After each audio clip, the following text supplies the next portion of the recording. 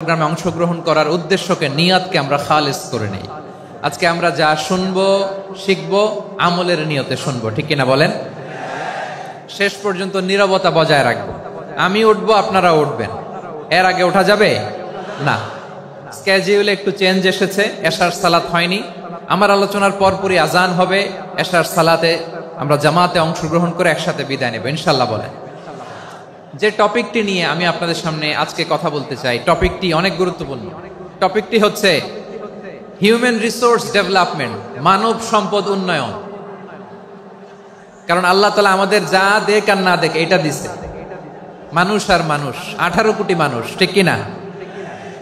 এই 18 কোটির জনসংখ্যার দেশে বসবাস করে আমরা খুশি না বেজার? খুশি হইতে হবে, বেজার হইেন না। জাপানের খবর জানেন? তাদের গ্রোথ রেট নিচের দিকে, উল্টো। জনসংখ্যা নাই, বাচ্চা নিলে, সন্তান নিলে গভর্নমেন্ট তাদের টাকা দেয়। আমাদেরকে আল্লাহ তাআলা দয়া করে মায়া করে এই সম্পদটা দিয়েছেন। এই মানব সম্পদকে যেন আমরা কাজে লাগাই ইনশাআল্লাহ। পড়েন সবাই।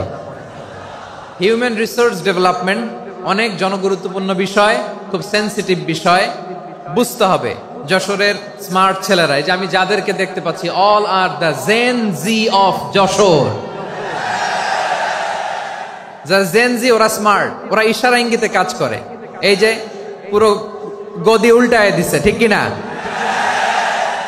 24-এর ছাত্র নাগরিক অভ্যুত্থান আমাদের দেখিয়ে দিচ্ছে কিভাবে চোখের ইশারায় গদি উল্টে দিতে হয়। তো জেনজিদের নিয়ে বসেছে, ওরা তো স্মার্ট, ওরা ডিস্টার্ব করবে না। মেহরবানি করে আমার সাথে কানেক্ট করো, 1 to 1, brain to brain, eye to eye, eye contact করো আমার সাথে। তাকাও, কষ্ট হলো আমার দিকে তাকাও, আওয়াজ করা যাবে না, আমার দিকে তাকাও। প্রিয় ভাইয়েরা,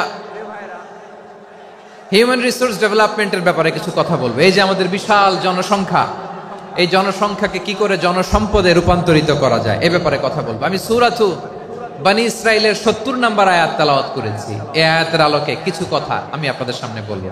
আল্লাহ তাআলা ইরশাদ করছেন, ওয়ালাকাদ কাররামনা বনী আদম ওয়া হামালনাহুম ফিল বাররি ওয়াল বাহরি ওয়া রাযাকনাহুম মিনাত তাইয়্যিবাত ওয়া ফাদ্দালনাহুম আলা কাসীরিম মিম্মান খালাকনা তাফদীলা। পড়েন আল্লাহু আকবার। রব্বুল আলামিন বলেন, ওয়ালাকাদ কাররামনা বনী আদম, আমি বনী আদমকে সম্মানিত করেছি, বনী আদমকে মর্যাদা দিয়েছি। ওয়া হামালনাহুম ফিল বাররি ওয়াল বাহর, বনী আদমকে জলে স্থলে, স্থলে এবং সমুদ্রে চলাচলের বাহন দিয়েছি। ওয়া রাযাকনাহুম মিনাত তাইয়্যিবাত, তাদেরকে পবিত্র রিজিকের বন্দোবস্ত করেছি। ওয়া ফাদ্দালনাহুম আলা কাসীরিম মিম্মান খালাকনা তাফদীলা, আর আমি আল্লাহ যাদেরকে সৃষ্টি করেছি তাদের মধ্য থেকে বনী আদমকে আমি শ্রেষ্ঠ বানিয়েছি। আমরা শ্রেষ্ঠ, আমরা আশরাফুল মাখলুকাত। আমরা কি? এই যে এমনি চিল্লাচিল্লি করে, জিজ্ঞেস করলে বলে না। আমরা আশরাফুল মাখলুকাত। আমরা কি? শ্রেষ্ঠ, সবার চেয়ে সেরা। আমাদের মতো করে আল্লাহ কাউকে বানায় নাই। 2 পায়ে ভর করে, শির দ্বারা এরকম স্ট্যান্ড রেখে মাথা উঁচু করে দাঁড়াতে পারে এরকম কোন প্রাণী পৃথিবীতে আছে? এজন্য আল্লাহ বলেন, ওয়ালাকাদ কাররামনা বনী আদম, আমি বনী আদমকে সম্মানিত করেছি, তাদেরকে আমি মর্যাদা দিয়েছি।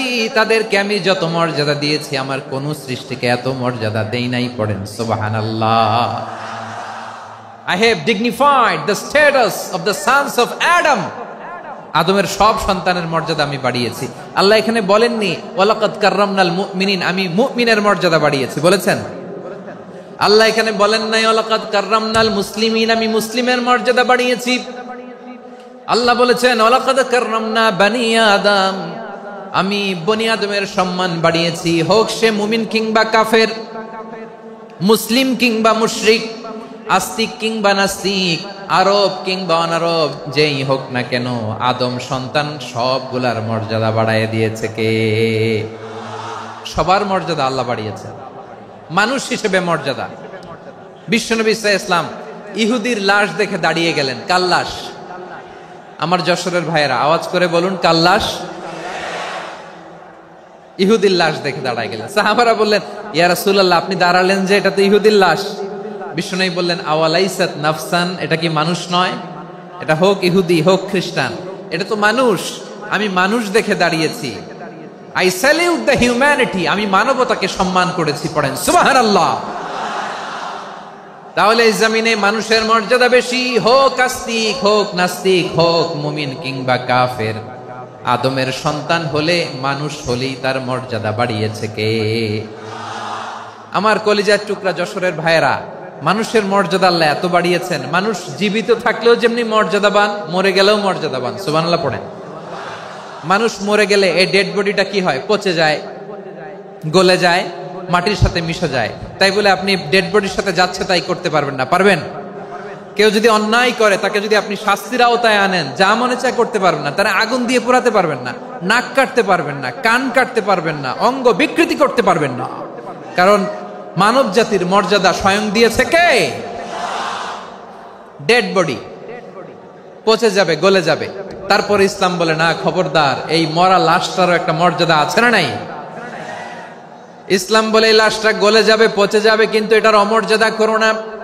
কর্পূর দিয়ে, খেজুর পাতা দিয়ে, এটাকে ওয়ার্ম ওয়াটার দিয়ে, গরম পানি দিয়ে ধৌত করো। সাদা শুভ্র ধবধবে কাপড় দিয়ে লাশটাকে তুমি কাভার করো। তারপরে খাটিয়ার মধ্যে লাশটাকে রেখে বিশাল একটা প্রোগ্রাম করো, একটা ফিউনারাল প্রোগ্রাম করো। ওই প্রোগ্রামের ডানে বায়ে পেছনে লাশটারে রাখলে হবে না, প্রোগ্রামের একেবারে সামনটাতে তুমি লাশটাকে রাখো। সুবহানাল্লাহ। একটা ফিউনারাল প্রোগ্রাম করতে হবে, তাকে শেষ বিদায় জানাতে হবে, যেটাকে আমরা জানাজা বলি। কি বলি? জানাজা মানে মাইয়েতের জন্য দোয়া, তার জন্য দোয়া করা হয়। তাকে একটা সিস্টেমেটিক অর্ডারে কবরে রাখা হয়, সুন্দরভাবে সেটাকে কবরস্থ করা হয়, মাটি দেয়া হয়, পানি দেয়া হয়। তার মানে মরে গেলেও মানুষের সম্মান বাড়ায় দিয়েছে কে? এজন্য আল্লাহ বললেন, ওয়ালাকাদ কাররামনা বানি আদম, বনি আদমের সম্মান মর্যাদা আমি আল্লাহ বাড়িয়ে দিয়েছি। মানুষের সম্মানে তুমি কখনো আঘাত করো না, ঠিক কিনা? তাহলে ভাই, প্রথম মেসেজ হচ্ছে, the first and foremost message tonight to the people of Jashore. আল্লাহ বলেন, I have dignified the status of son of Adam. আমি বনি আদম সবার মর্যাদা বাড়িয়ে দিয়েছি, হোক আস্তিক নাস্তিক, হোক কাফের কিংবা মুশরিক, তার মর্যাদা বাড়াই দিছে কে? যখন বন্যা হয়, আমরা ত্রাণ নিয়ে যাই, আমরা শুধু মুসলমানদেরকে ত্রাণ দেই নাকি?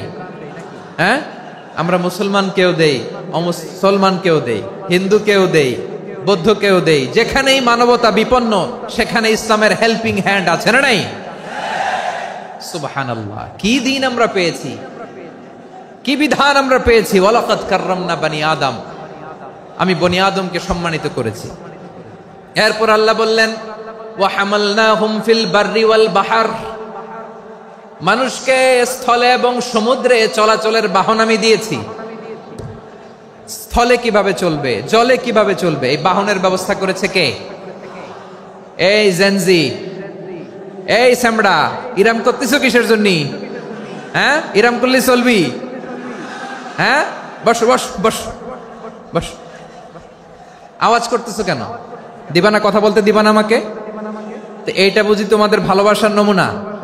তোমাদের ভালোবাসার কারণে যদি আমি কোথাও দাঁড়াতেই না পারি, কোথাও বসতে না পারি, কোথাও দুটা কথা বলতে না পারি, এই ভালোবাসা দিয়ে কি হবে আমার?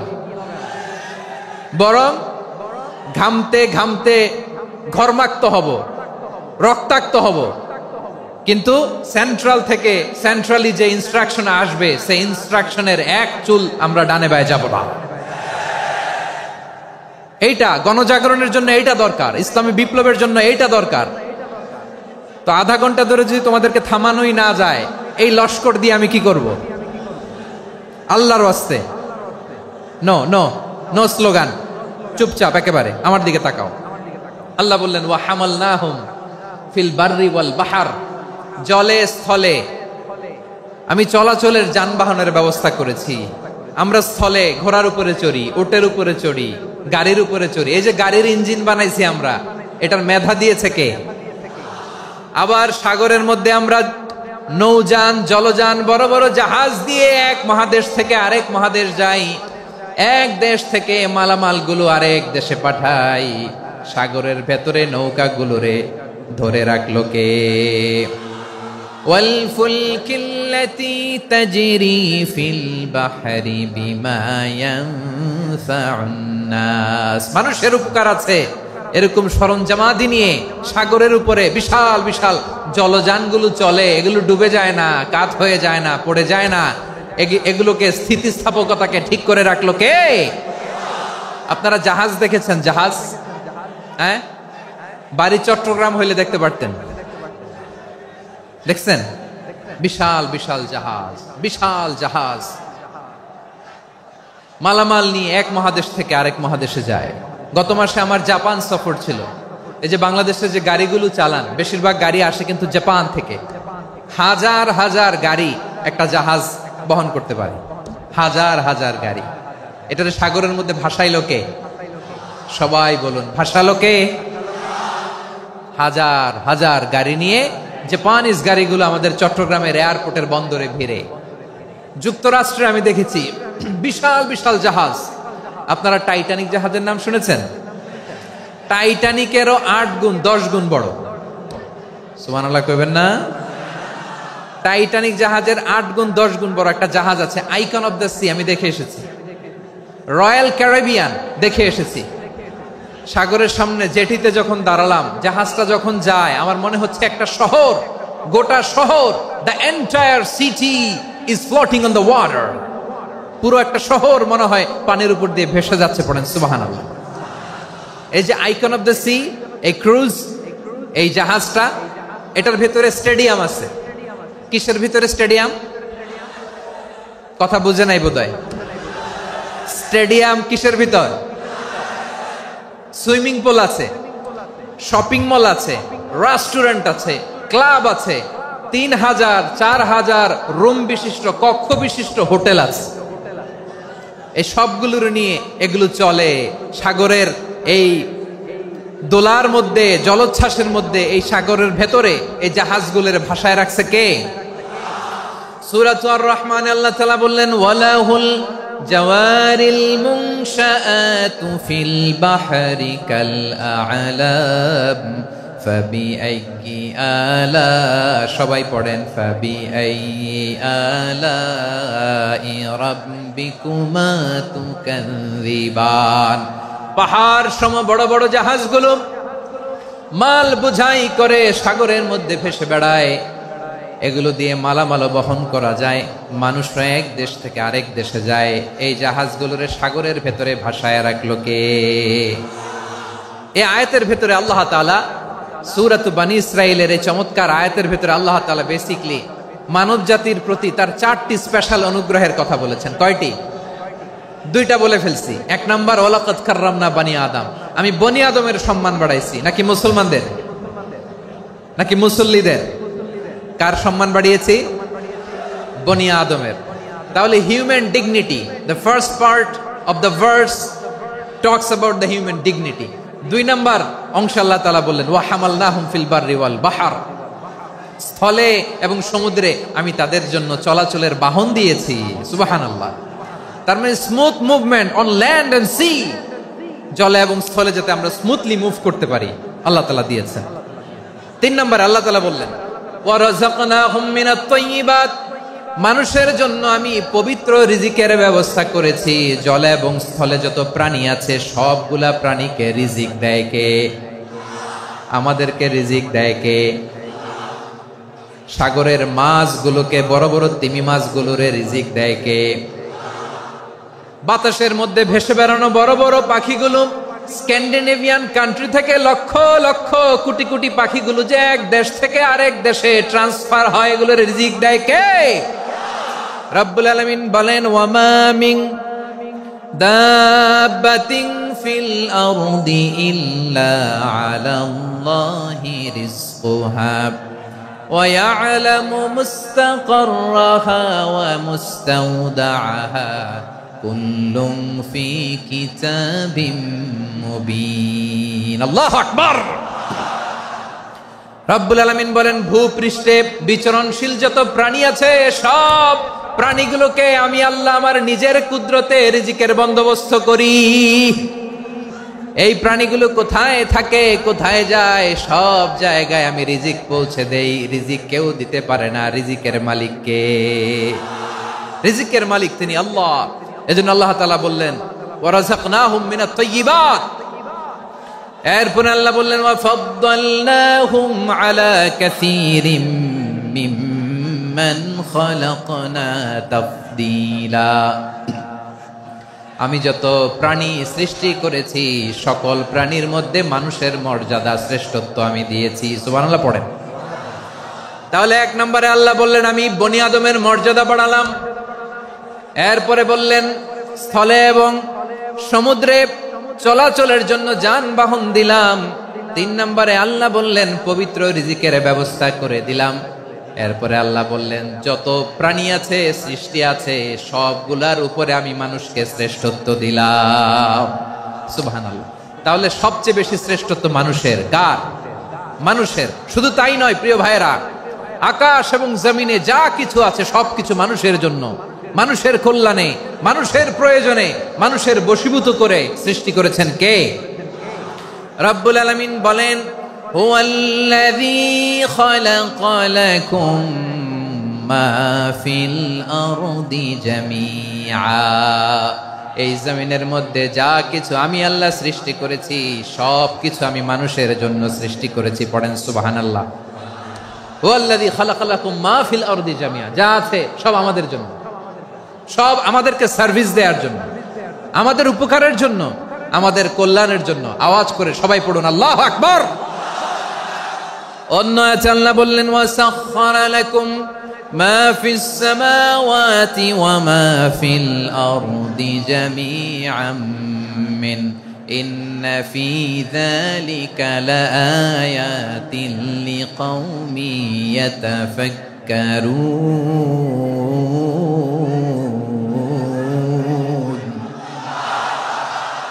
প্রথমে আয়াতে আল্লাহ বললেন জমিনে যা আছে সব তোমাদের কল্যাণে আমি সৃষ্টি করলাম।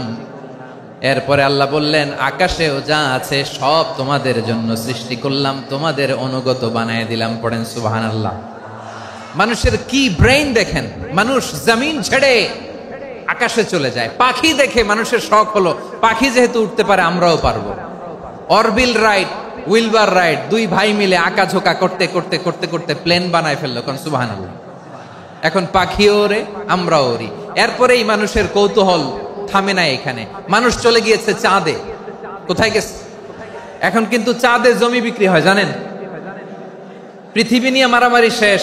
রাশিয়া আমেরিকা এখন ধরছে চাঁদ আর মঙ্গল গ্রহ। এখন চাঁদে জমি বিক্রি হয়, মঙ্গলে জমি বিক্রি হয়। এই চাঁদ, মঙ্গল, বৃহস্পতি, শনি সব আল্লাহ তাআলা আমাদের জন্য বানিয়েছেন। সুবহানাল্লাহ পড়েন। মানুষ সাগরের উপরে চড়ে, শূন্যে ভেসে বেড়ায়, পাহাড় কেটে সুড়ঙ্গ বানায়, টানেল বানায়। মানুষ ব্রডব্যান্ডের লাইন নিয়ে যায় সাগরের ভেতর দিয়ে, এক দেশ থেকে আরেক দেশে, এক মহাদেশ থেকে আরেক মহাদেশে। সুবহানাল্লাহ পড়েন। তার মানে গোটা বিশ্বের সবকিছুর উপরে control, superiority over all creatures, সবকিছুর উপর কন্ট্রোল, মনিটরিং, নিয়ন্ত্রণ, এটা প্রতিষ্ঠা করে দিয়েছে কে? এজন্যই মানুষের শ্রেষ্ঠত্ব। ওয়ালাকাদ কাররামনা বানি আদম। আমি বনি আদমের সম্মান বাড়িয়েছি, মর্যাদা আমি বাড়িয়ে দিয়েছি এই কারণে, কারণ মানুষ সবকিছুর উপর নিয়ন্ত্রণ নিতে পারে। মানুষকে নিয়ে এই কোরআনের সব আলোচনা, মানুষকে নিয়ে এই কোরআনের সব। তাই কোরআনের কেন্দ্রীয় আলোচ্য বিষয় হচ্ছে মানুষ। কোরআনের কেন্দ্রীয় আলোচ্য বিষয় কি?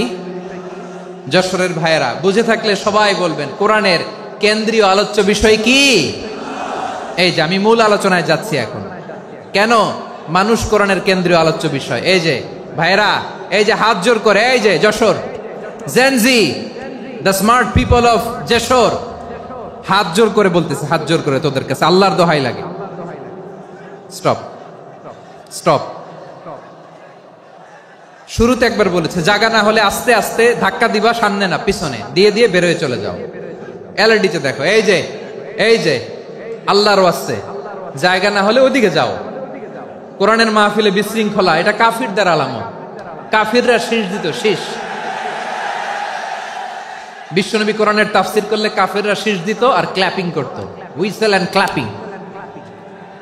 তো আমরা কি এখানে বিশৃঙ্খলা করতে আসছি? তো বারবার থামানো লাগে কেন? কোনো আওয়াজ হবে না, বললাম তো স্টপ।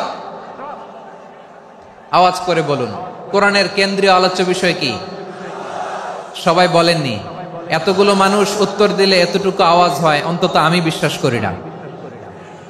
যশোর, আওয়াজ করে বলো, কোরআনের কেন্দ্রীয় আলোচ্য বিষয় কি? মানুষ। এই মানুষ কোরআনের কেন্দ্রীয় আলোচ্য বিষয়। মানুষকে আল্লাহ স্বাধীনতা দিয়েছেন। ফামান শাআ ফালইউমিন ওয়া মান শাআ ফালইয়াকফুর। চাইলে মুমিন হতে পারো, চাইলে কাফের হতে পারো, তোমার ইচ্ছা। তবে জেনে রাখো, মুমিন হলে পাবা জান্নাত, কাফির হলে পাবা জাহান্নাম। নাও দ্য ডিসিশন ইজ ইয়ার্স। সিদ্ধান্ত তোমার, জান্নাতে যাবা না জাহান্নামে যাবা। যশোরের ভাইয়ের আওয়াজ করে বলুন, কই যেতে চান, জান্নাতে না জাহান্নামে? ডান দিকে না বাম দিকে? ডানপন্থী না বামপন্থী? চিল্লা চিল্লি না চুপচাপ? চুপচাপ কয়ে আবার চিল্লাচিল্লি শুরু করে দিচ্ছে। মাশাআল্লাহ। তাহলে কোরআনের কেন্দ্রীয় আলোচ্য বিষয় মানুষ। আমার সাথে থাকতে হবে, তোমাদেরকে নিয়ে আমি আলোচনা শেষ পর্যন্ত যাব। অনেক গুরুত্বপূর্ণ কথা বাকি আছে, আমাকে সহযোগিতা করতে হবে। মাশাআল্লাহ, এই তো ঠান্ডা হয়েছে। হ্যাঁ, ঠিক আছে ঠিক আছে ঠিক আছে। মানুষকে আল্লাহ এত স্বাধীনতা দিয়েছেন, মানুষ চাইলে অনেক ভালো হইতে পারে। ভালোর রাস্তাও খোলা, খারাপ হওয়ার রাস্তাও খোলা। ভালো হইলে মানুষ অনেক ভালো, খারাপ হইলে অনেক খারাপ। ভালো হইলে সবচেয়ে ভালো, খারাপ হইলে সবচেয়ে খারাপ। এজন্য সিদ্ধান্ত আপনাকে নিতে হবে। আল্লাহ তাআলা বলছেন, লাকাদ খালাকনাল ইনসানা ফি আহসানি তাকওয়িম সুম্মা রাদাদনাহু আসফালা সাফিলিন। আমি মানুষকে অনেক সুন্দর অবয়বে, সুন্দর আকৃতিতে সৃষ্টি করেছি। তার শুধু চেহারার ডিজাইনটাই সুন্দর নয়, তার ব্রেনটা বড্ড সুন্দর, তার মানসিকতা বড্ড সুন্দর, তার সৃজনশীলতা বড্ড সুন্দর। পড়েন সুবহানাল্লাহ। আমাদের চেহারা, অবয়ব, ডিজাইন যে সুন্দর তা না, আমাদের ব্রেনটা অনেক সফিস্টিকেটেড ব্রেন, অনেক সফিস্টিকেটেড। এই 1.5 কেজি ব্রেন ইউজ করে মানুষ গোটা বিশ্বে সভ্যতা বিনির্মাণ করেছে, ঠিক কিনা? এই ব্রেন আল্লাহ তাআলা আমাকে দিয়েছে। এটারে কাজে লাগালে, আপনার 6 সেন্স কাজে লাগালে আপনি অনন্য মানুষ হয়ে উঠবেন, মহামানবে রূপান্তরিত হবেন।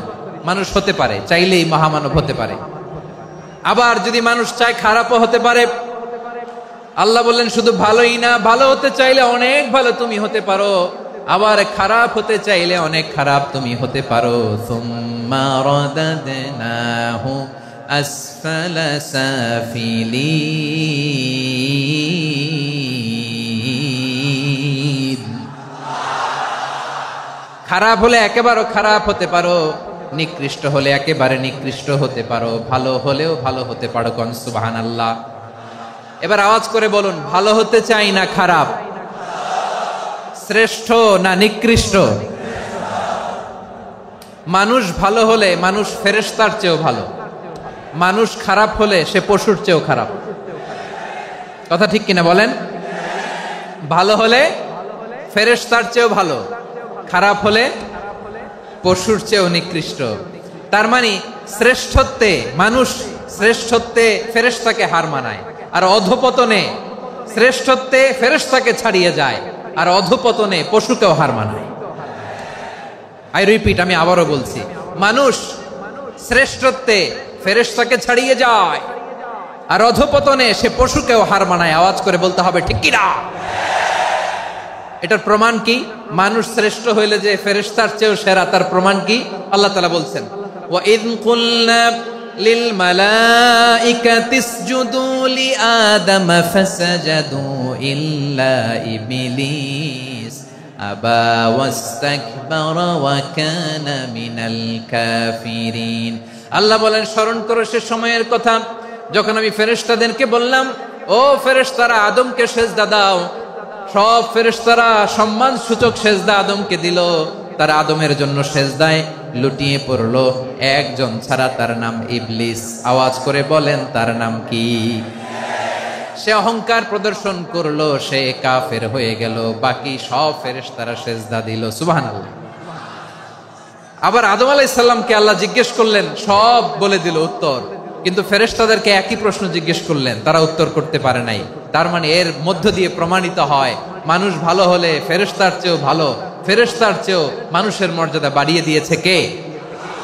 সব নূরের ফেরেশতা যখন মাটির আদমকে সেজদা দেয়, এটা প্রমাণ করে ফেরেশতার চেয়েও মানুষের মর্যাদা বাড়িয়ে দিয়েছে কে? তুমি মাটির আদমকে প্রথম সৃষ্টি করিয়া ঘোষণা করিয়া দিলে শ্রেষ্ঠ বলিয়া, তাই তো নূরের ফেরেশতা করে আদমকে সেজদা। ঠিক কিনা বলেন? তাই তো নূরের ফেরেশতা করে আদমকে সেজদা, সবার চেয়ে সম্মান দিলে মাটির আদমকে। আল্লাহু আল্লাহু তুমি জাল্লে জালালুহু, শেষ করা তো যায় না গে তোমার গুণগান। পড়েন না? পড়েন। আল্লাহু আল্লাহু তুমি জাল্লে জালালুহু, শেষ করা তো যায় না গে তোমার গুণগান। আল্লাহু আল্লাহু আল্লাহু আকবার। আদমের মর্যাদা বেশি, মানুষের মর্যাদা বেশি, মানুষ শ্রেষ্ঠ তার প্রমাণ নূরের ফেরেশতা মাটির আদমকে সেজদা করে আওয়াজ করে বলেন ঠিক কিনা? তাহলে মানুষ ভালো হলে ফেরেশতার চেয়ে ভালো, আবার মানুষ যদি খারাপ হয় সে পশুর চেয়েও খারাপ। অধপতনে পশুত্বকে হার মানায়। তার প্রমাণ কি? তার প্রমাণ হচ্ছে যশোরের ভাইরা দেখবেন পত্রিকায় নিউজ পেপারে মাঝে মাঝে এরকম দেখা যায়, এক মানুষ আরেক মানুষকে হত্যা করে 20 টুকরা করে বস্তার ভিতরে ভরেছে। আপনারা এই নিউজ পড়েন নাই না? দেখেন নাই? দেখছেন? মানুষ মানুষকে হত্যা করে কয় টুকরা? জোরে বলেন। এখানেই ক্ষান্ত হয় না, আবার কোথায় ভরছে? বস্তার ভেতরে। আচ্ছা, বুঝে থাকলে আওয়াজ করে বলেন, কোনদিন শুনছেন একটা হাতি আর একটা হাতিকে হত্যা করে 20 টুকরা করছে, এরপরে বস্তার ভিতরে ভরছে? হইছে? তাহলে দেখেন, মানুষ যদি খারাপ হয় সে পশুকেও হার মানায়। চিল্লায় বলো ঠিক কিনা? এমনও দুশ্চরিত্র মানুষ আছে যার নজর থেকে 6 মাসের ছোট্ট মেয়ে থেকে শুরু করে 80 বছরের বৃদ্ধারাও নিরাপদ নয়। পশুকেও হার মানে। মানুষের ঘর জ্বালিয়ে পুড়ে মেসাকার করে দেয়, জনপদের পর জনপদ জ্বালায় দেয়। এরকম আছে না নাই? বোমা মেরে শহরগুলো উড়িয়ে দেয়। এই যে ইসরায়েল গাজার মধ্যে যে অ্যাটাক করেছে, এরা মসজিদ মানে নাই, মসজিদে বম ফেলেছে। এরা খ্রিস্টানদের চার্চ গির্জা মানে নাই, গির্জায় বম ফেলেছে। পৃথিবীর ইতিহাসে never happened in the history of the world that someone bombed on a hospital, on an ICU center. এমন হাসপাতাল যেখানে আইসিইউ রোগীরা আছে, ওই হাসপাতালের উপরও ইসরায়েলি সৈনিকেরা বোমা মেরেছে। জোরে বলেন ঠিক কিনা? এরা মানুষ? আওয়াজ করে বলেন, এরা মানুষ না। প্রিয় ভাইয়েরা, চোখ কান নাক মুখ থাকলেই মানুষ না। যা সামনে দেখেন এগুলো সব মানুষ না, এগুলো জনসংখ্যা। এগুলো কি?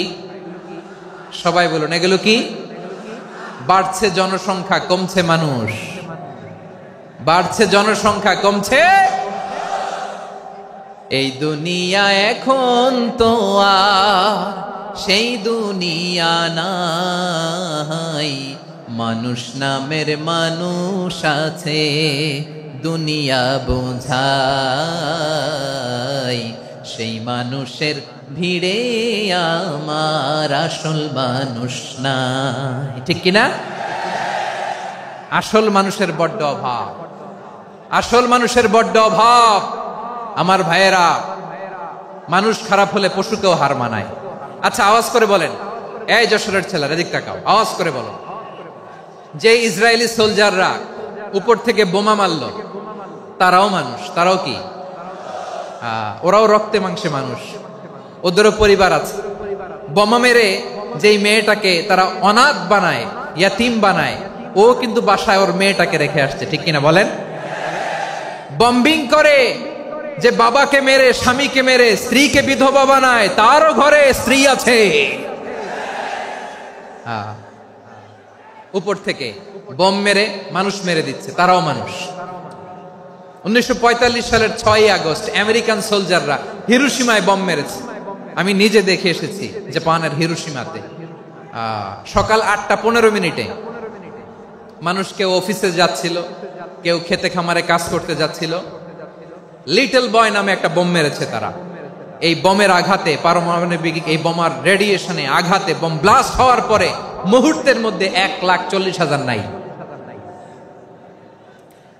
উপর থেকে যারা মারতেছে এরাও মানুষ, যাদেরকে মারলো তারাও। তার মানে মানুষে মানুষে পার্থক্য আছে না? নেই, মানুষে মানুষে পার্থক্য আছে। নাক কান চোখ মুখ থাকলেই মানুষ নয়।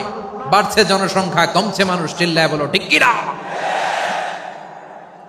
তাহলে আমরা বুঝলাম মানুষ ভালো হলে অনেক ভালো, খারাপ হলে অনেক খারাপ।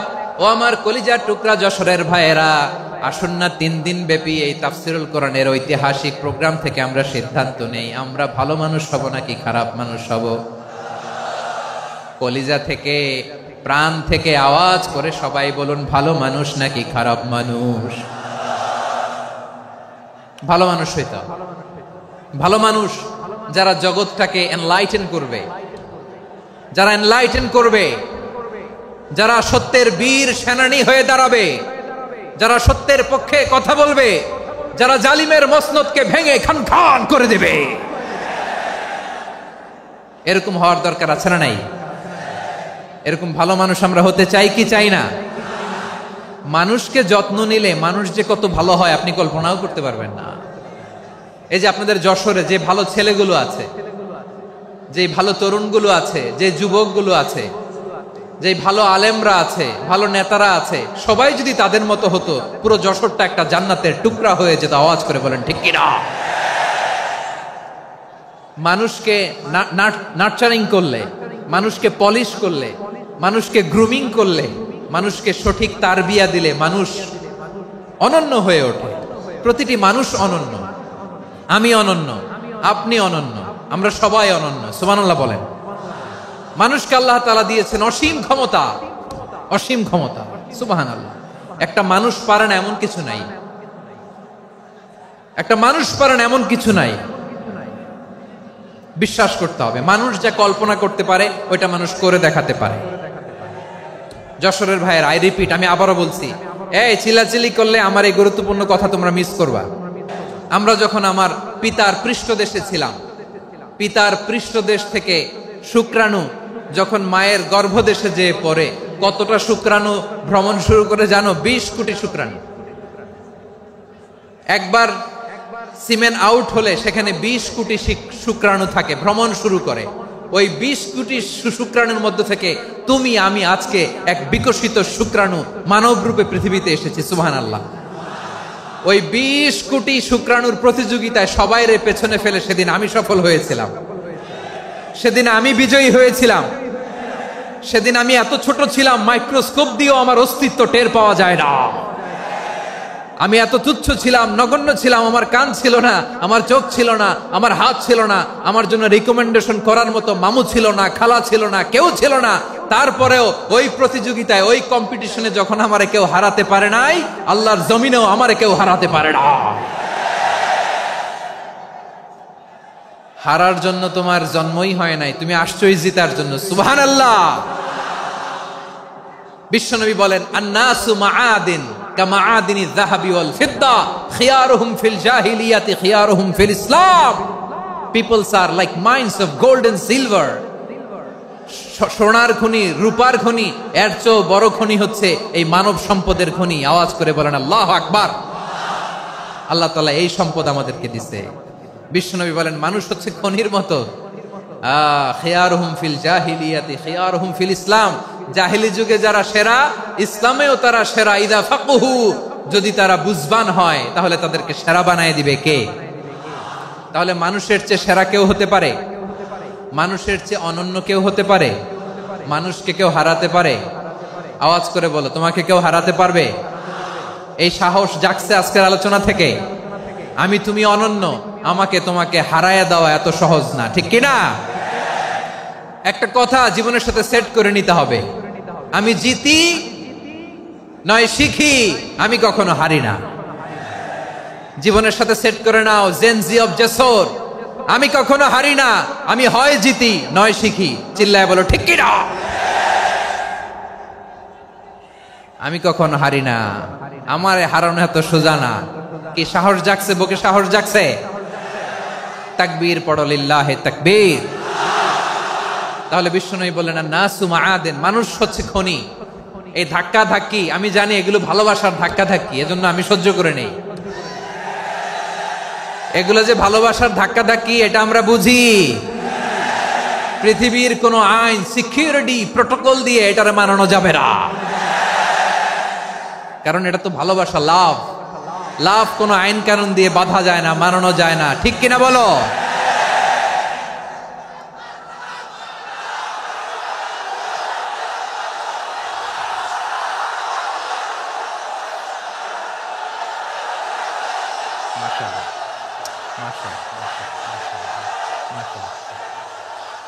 ঠিক আছে, বসুন বসুন বসুন। আল নাসু মাআদিন, মানুষ হচ্ছে খনি। এই খনির যত্ন নিতে হবে। আমার মা বাবা যারা এসেছেন, আপনার ছেলে মেয়ের যত্ন নেন। আপনার ছেলের মধ্যে যে কি পটেনশিয়াল আপনি জানেন না। আপনার এই ছোট্ট অবুঝ ছেলেটাই আগামী দিনের শায়েখ আহমদুল্লাহ হবে। আপনার হেফজখানায় পড়া ওই ছোট্ট ছেলেটাই আগামী দিনের আল্লামা মামুনুল হক হবে। আপনার ওই ছেলেটা আমির হামজা হবে, আব্দুল হাই সাইফুল্লাহ হবে। এভাবে বড় বড় আলেম হবে, তারা যুগশ্রেষ্ঠ আলেম হবে। সেই একদিন এই বাংলাদেশের পার্লামেন্টে যে বক্তব্য দিয়ে যশোরের পক্ষে কথা বলবে। আপনি জানেন না, কাউকে ছোট করবেন না আপনি। ওর কনফিডেন্স আপনি কমাবেন না, আপনি কমাতে পারেন না। প্যান্ডেলে আমার যে মা বোনেরা আছেন, ছেলে মেয়েদেরকে কখনো ছোট করে কথা বলবেন না। ও যে কোথায় যাবে আপনি জানেন না। আপনি মা হয়ে তাকে সাহস দিবেন, তার কল্পনার জগৎটাকে সাজাতে তাকে উৎসাহিত করবেন, ঠিক কিনা বলেন? আর আমার প্যান্ডেলের আমার প্রিয় শ্রদ্ধাশীলা মায়েরা বোনেরা, আপনারা তো আরো দামি সম্পদ। বিশ্বনবী বলেন আর দুনিয়া কুল্লুহা মাতা। আল্লাহ আল্লাহ আল্লাহ, বিশ্বনবীর কথার ওজন দেখেন। আর দুনিয়া কুল্লুহা মাতা ওয়া খায়রু মাতা'আদ দুনিয়াল মারআতুস সালিহা। বিশ্বনবী বলেন দুনিয়ায় যা দেখো সব আল্লাহর দেওয়া অ্যাসেট, মানে সম্পদ। আর এত অ্যাসেটের ভিড়ে সবচাইতে শ্রেষ্ঠ সম্পদ হচ্ছে নেককার নারী। সুবহানাল্লাহ। ভাইয়েরা বোনের সাথে খারাপ আচরণ করো না, সন্তান মায়ের সাথে খারাপ আচরণ করো না।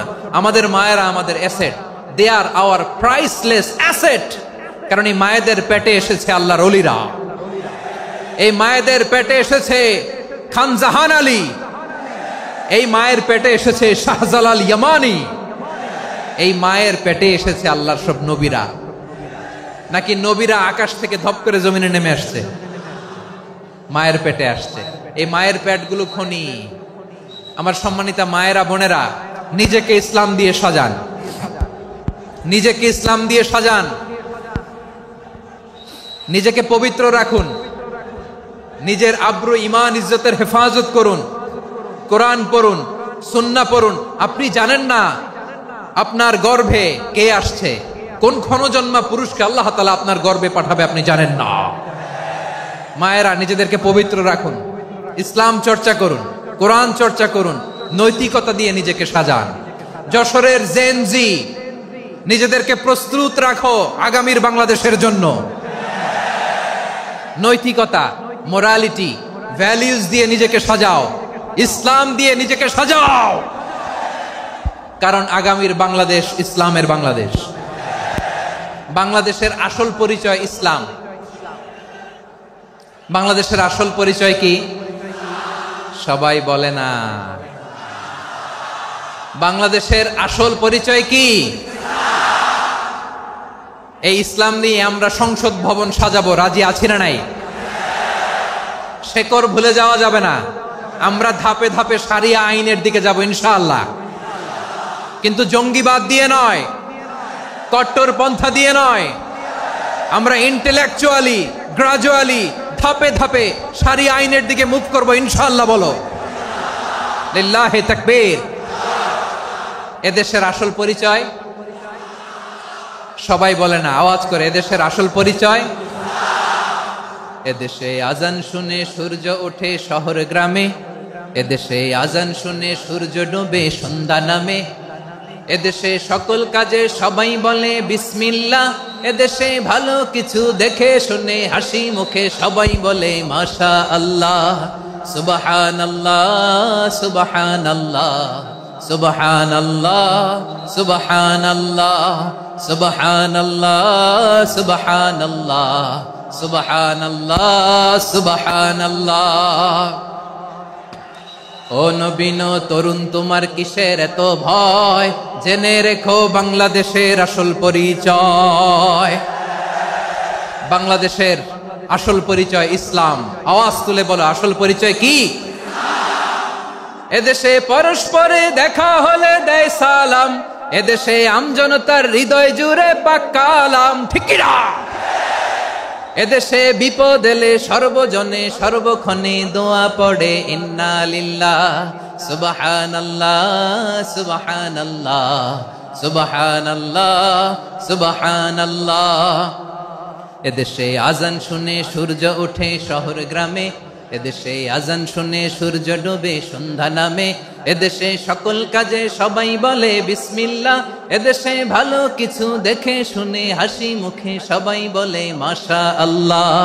সুবহানাল্লাহ, আওয়াজ করে সুবহানাল্লাহ সুবহানাল্লাহ সুবহানাল্লাহ সুবহানাল্লাহ। সবাই একসাথে সুবহানাল্লাহ সুবহানাল্লাহ সুবহানাল্লাহ সুবহানাল্লাহ। এদেশের আসল পরিচয় কি? আওয়াজ করে বলতে ভয় লাগে। এদেশের আসল পরিচয় কি? ইসলাম দিয়ে আমাদের সংসদ ভবন চলুক, আমরা চাই কি চাই না? বঙ্গভবনে লা ইলাহা ইল্লাল্লাহর পতাকা উড়ুক, আমরা চাই কি চাই না? প্রতিটি জেলা অফিসে, ডিসি অফিসে লা ইলাহার পতাকা ঝুলুক, আমরা চাই কি চাই না? কারা কারা চাই হাত তুলে আল্লাহরে দেখায়।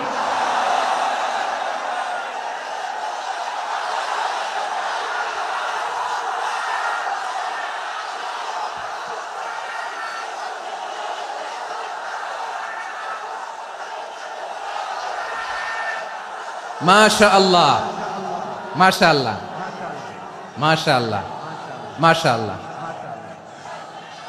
যশোর, আওয়াজ করে বলো, ভালো মানুষ না খারাপ মানুষ? বুঝে বলছো তো? মানুষ ভালো হলে যে কত ভালো। এই মানুষকে যত্ন নিলে, মানুষকে মানুষ বানালে যে সে কি হতে পারে শুনবা? হ্যাঁ, নাকি মোনাজাত দিয়ে দিব? শুনবা? তাহলে থামতে হবে। থামো, আমি যখন বলবো থামো থামো, তাকবীরের সময় দিলে তাকবীর, থামো থামো। মানুষকে যত্ন নিলে, এদিকে এদিকে ড্রোন নামায় ফেল, হয়েছে ড্রোনের ফুটেজ হয়ে গেছে, এবার ড্রোন নামায় ফেল, আমার দিকে তাকাও। মানুষকে, তোমরা এদিক সেদিক তাকালে তো গুরুত্বপূর্ণ পয়েন্ট মিস হয়ে যাবে। এদিকে এদিকে, হ্যাঁ ঠিক আছে, এদিকে। মানুষকে যত্ন নিলে মানুষের মধ্যে যারা কি পটেনশিয়াল রেখেছে, আমি জাপানের দুইটা উদাহরণ দেই। জাপানের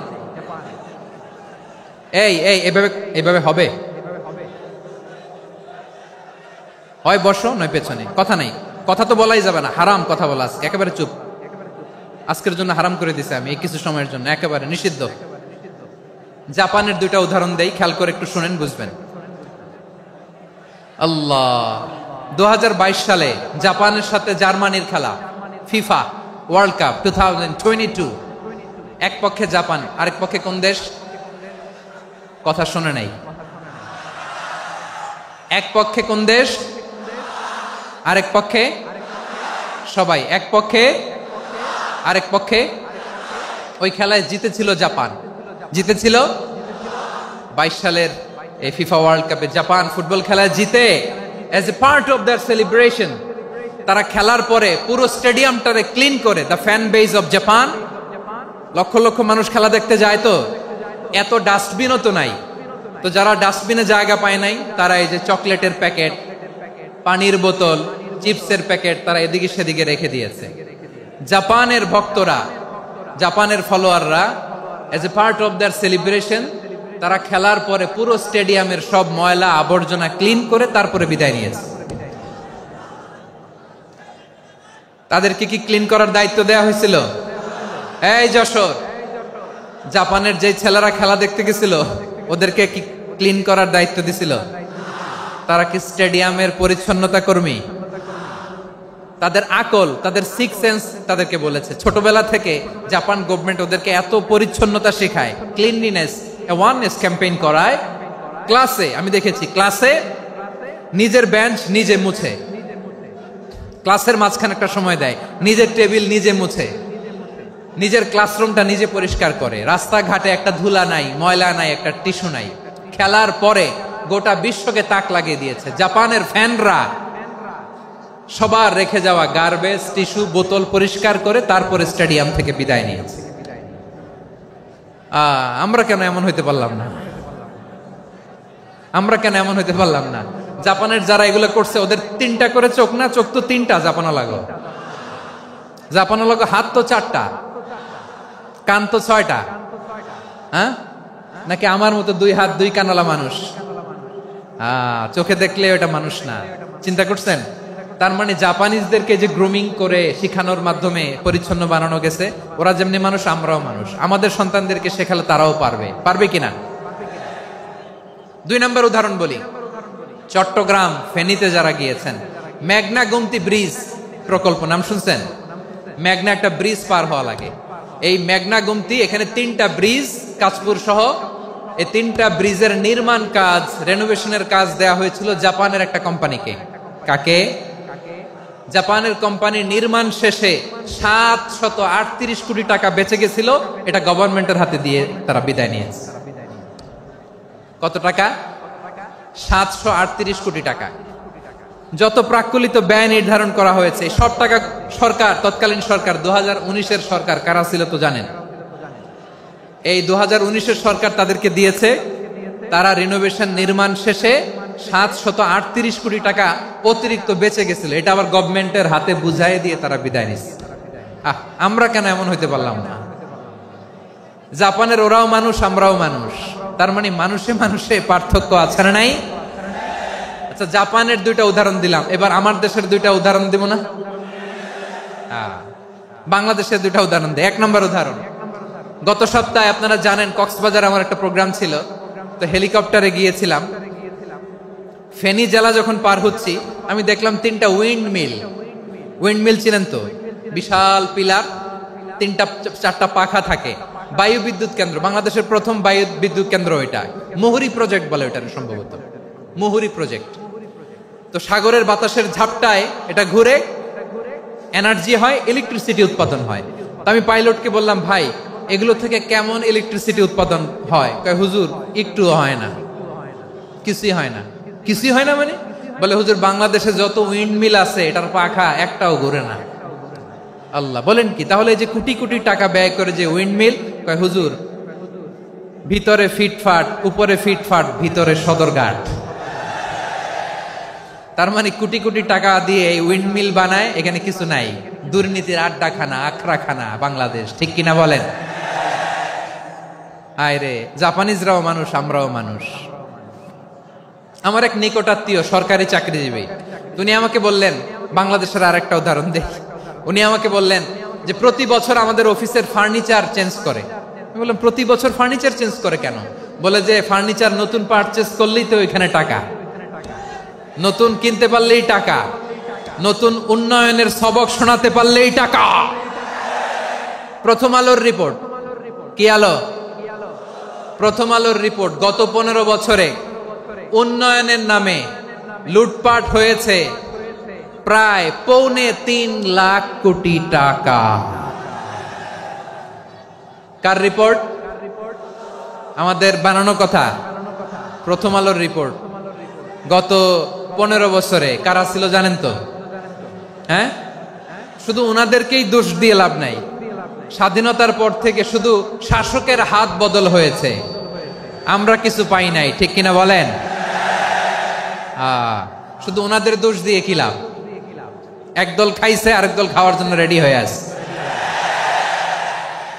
আমরা এরকম চাই না। আমরা চাই স্বাধীন সার্বভৌম বাংলাদেশ। আমরা চাই দুর্নীতিমুক্ত বাংলাদেশ। আমি নিউজটা যে কতবার পড়লাম, এটা কি সম্ভব? 3.25 টাকা লুটপাট, মানে লুটপাট করতে করতে এদেশের জনগণকে ফুটপাতে বসায় দিচ্ছে। প্রিয় ভাইয়েরা, তাহলে জাপানের মানুষও মানুষ, আমরাও মানুষ। সিদ্ধান্ত আপনার, কোন মানুষ হবেন, ভালো মানুষ না খারাপ মানুষ? আজকের আলোচনার বিষয় হচ্ছে মানব সম্পদের উন্নয়ন, human resource development. It's a process to increase the capacity of knowledge, skill, capacity of the people of a country. একটা দেশের মানুষের জ্ঞান, তাদের দক্ষতা কি করে বাড়ানো যায়, বাড়িয়ে দেশের উন্নয়ন করানো যায়, এটাই হচ্ছে মানব সম্পদ উন্নয়নের মূল কথা। তাহলে মানব সম্পদ হচ্ছে একটা দেশের সবচাইতে শক্তিশালী পুঁজি। প্রাকৃতিক সম্পদ, খনিজ সম্পদের চেয়েও দামি হচ্ছে মানব সম্পদ। আমার প্রিয় যশোর, প্রাকৃতিক সম্পদ, খনিজ সম্পদের চেয়ে দামি সম্পদ কি সম্পদ? আল্লাহ তাআলা দয়া করে আমাদেরকে এই মানব সম্পদ দিয়েছেন। আসুন আমাদের এই মানুষগুলোকে আমরা সোনার মানুষ বানাই। রাজি আছেন তো সবাই? রাজি আছেন? মানুষ পারে না এমন কোনো কিছু নাই, চাইলে সব পারে। এজন্য মানুষকে তারবিয়া দিতে হবে, যথাযথভাবে তাদেরকে গড়তে হবে। আসুন আমরা সিরাতের আয়নায় বিশ্বনবীর জীবনী থেকে দেখি তিনি কিভাবে হিউম্যান রিসোর্সকে ম্যানেজ করতেন। যদি আপনাদের সময় হয়, দু একটা উদাহরণ দিয়ে আজকে আমি আমার আলোচনার বিদায় নিব। হবে সময় হবে কয়েক মিনিট? হ্যাঁ, শান্ত থাকবেন তো? শান্ত থাকবা? হ্যাঁ, ঠিক আছে। এই ধাক্কার মধ্যে ঢুকছে, এবার মজা বুঝতেছো তো? হ্যাঁ, মানা করছিলাম না? ঠিক আছে, টের পাও। হ্যাঁ, ঠিক আছে। যে আওয়াজ করবে আমি ওকে দেখতেছি, কে কে আওয়াজ করে দেখতেছি। শেষ কথা, শেষের দিকে চলে আসছি। বিষ্ণু ইসলাম কিভাবে হিউম্যান রিসোর্সকে ম্যানেজ করতেন, মজার কথা আছে কয়েকটা, বলে বিদায় নিব। বিশ্বনবী কিভাবে এই মানব সম্পদকে ম্যানেজ করতেন? বিশ্বনবী he was a very good talent hunter, চৌকস ট্যালেন্ট হান্টার ছিল। কার মধ্যে কি ট্যালেন্ট আছে দেখলেই বুঝে ফেলতেন। সুবহানাল্লাহ পড়বেন না? কি নবী আমরা পেয়েছি! He was a very good talent hunter. আমার নবী তিনি চৌকস ট্যালেন্ট হান্টার ছিলেন। কার মধ্যে কি প্রতিভা বের করতেন, ওই প্রতিভাকে ইসলামের কল্যাণে কাজে লাগাতেন। সুবহানাল্লাহ বলেন। যাকে যেই জায়গায় সেট করলে ভালো হবে তাকে ওই জায়গায় সেট করতেন। কয়েকজন সাহাবীর জীবনী শোনাই। আবু মাহজুরা রাদিয়াল্লাহু তাআলা আনহু, মক্কার মুয়াজ্জিন, আগে ছিল মুশরিক, পরে হইছে মুমিন। উনি কিভাবে মুমিন হইলেন এই ঘটনাটা একটু আপনাদের শোনাতে চাই। তা আপনাদের তো সময় নাই হাতে। হ্যাঁ, সময় আছে? এই জেনজি শেষ করে দিল আজকের প্রোগ্রামটা। 1 ঘন্টা ধাক্কা ধাক্কি করে কেমনে দাঁড়ায় আছে আমি বুঝলাম না।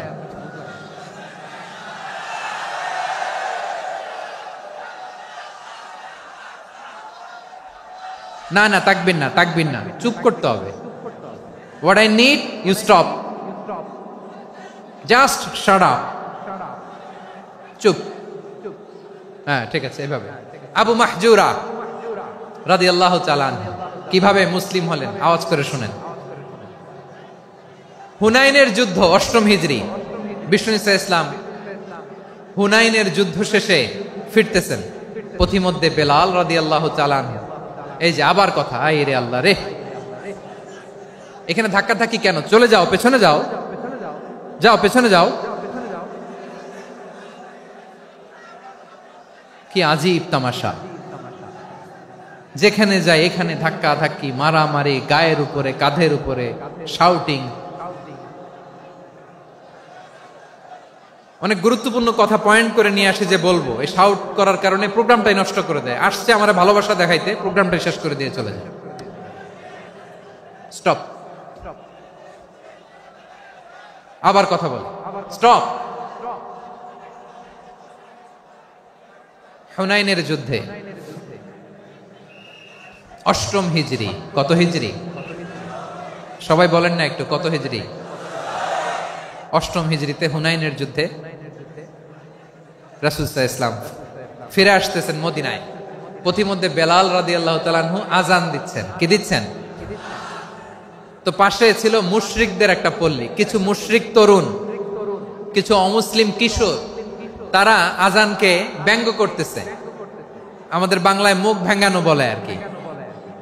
বেলাল রাদিয়াল্লাহু তাআলা আনহু আযান দিচ্ছেন, ওই বাচ্চাগুলো মুশরিক তো, ওরা আযানকে ব্যঙ্গ করতেছে। বিকৃতি করে ওরাও আজান দিচ্ছে, উদ্দেশ্য হচ্ছে আজানকে নিয়ে ঠাট্টা করা। উদ্দেশ্য কি? ঠাট্টা করা।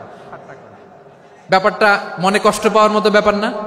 কিন্তু বিশ্বনবী ওইখানে দেখেন কি খুঁজলেন। বিশ্বনবী খেয়াল করলেন অমুসলিম কিশোরদের মধ্য থেকে একটা কিশোরের গলাটা বড় দরাজ গলা, কণ্ঠটা বড় সুন্দর। খেয়াল করে দেখলেন যে কিছু কিশোর বেলালের আজানকে ব্যঙ্গ করে, বিকৃতি করে, কিন্তু একজনের কণ্ঠ দেখতে পাচ্ছেন না এত দূরে, কিন্তু কণ্ঠটা বড় সুন্দর, দরাজ গলা। বিশ্বনবী সাহাবীদেরকে বললেন, ধরো এগুলারে, ধরো। সবগুলারে ধরে বিশ্বনবীর সামনে আনা হলো। ওরা হাঁটু গেড়ে বসলো। বিশ্বনবী বললেন, তোমাদের মধ্যে কে যেন ব্যঙ্গ করে আজান দিচ্ছিল, তার গলাটা বড় উঁচু, গলার বেসটা বড় মজবুত, মেলোডিয়াস, সুমধুর কণ্ঠ, কে? আবু মাহজুরা বলে, আমার বন্ধুরা সবাই আমার দিকে আঙ্গুল দেখায়, আমি পড়ে গেছি বিপদে। রাসূল সাল্লাল্লাহু আলাইহি ওয়াসাল্লাম বাকি অমুসলিম তরুণদেরকে ছেড়ে দিলেন, বললেন তোমরা যাও। এবার আবু মাহজুরারে পাইছে। আবু মাহজুরার চুলের মধ্যে হাত দিলেন বিশ্বনবী, মাথায় হাত দিয়ে বললেন, এবার আজান দাও দেখি। আবু মাহজুরা বলে, আমি তো আজান দিতে জানি না, কারণ আমি তো বেলালেরটা শুইনা দিছি, আমার তো মুখস্থ নাই, আমি তো আজান দিতে জানি না। বিশ্বনবী বললেন, জানো না? তাহলে আসো, আমি তোমারে শিখাই দেই। সুবহানাল্লাহ পড়েন। আবু মাহজুরা হাঁটু গেড়ে বসে, বিশ্বনবীর মোবারক হাত আবু মাহজুরার চুলের মধ্যে। বিশ্বনবী আজানের মুআল্লিম আবু মাহজুরাকে বলতেছে, ঠিক আছে তোমারে শিখাই দিচ্ছি, আমি যা যা বলবো আমার সাথে সাথে বলো, পারবা? আবু মাহজুরা বলে, পারবো। বিশ্বনবী আজান দিচ্ছেন মাথায় হাত দিয়ে, আল্লাহু আকবার,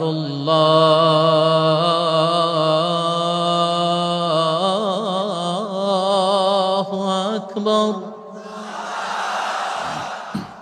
আবু মাহজুরা এই বাক্যটা পড়লেন। বিশ্বনবী দ্বিতীয় বাক্য পড়তে আরম্ভ করলেন, আল্লাহু আকবার,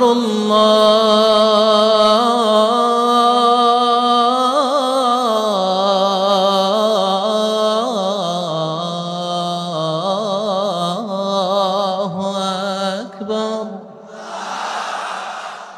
আবু মাহজুরা এই বাক্যটাও বললেন। বিশ্বনবী আবু মাহজুরার মাথার মধ্যে হাত দিয়ে তৃতীয় বাক্য পড়লেন, আশহাদু আল্লা ইলাহা ইল্লাল্লাহ,